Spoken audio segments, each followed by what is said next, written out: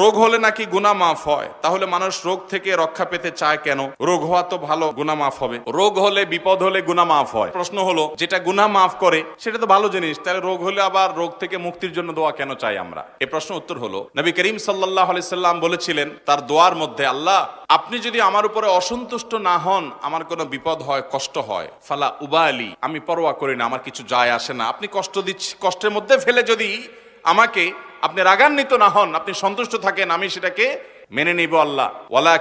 ওয়ালাকিন আফিয়াত, তবে আল্লাহ আপনি যদি আমাকে সুস্থতা দান করেন, সুখে রাখেন, স্বাচ্ছন্দ্য দেন, অসুস্থ না হয়ে যদি আমি সুস্থ থাকি, তাহলে আউসাউলি, তাহলে সেক্ষেত্রে সেটা আমার জন্য হবে অধিকতর সহজ, সহনীয়, আমার জন্য কল্যাণকর, আমি সেটা চাই। তো যদি অসুস্থ দেন আমি সন্তুষ্ট। তাহলে বোঝা গেল যে অসুস্থ হলে, রোগ দিলে আল্লাহ রাব্বুল আলামিন আমরা সন্তুষ্ট হব, কারণ এর মাধ্যমে আল্লাহ গুনাহ মাফ করবেন। কিন্তু যদি আল্লাহ তাআলা সুস্থতা দান করেন, তাহলে আরো বহু গুনাহ মাফের উপায় আমি বের করতে পারবো।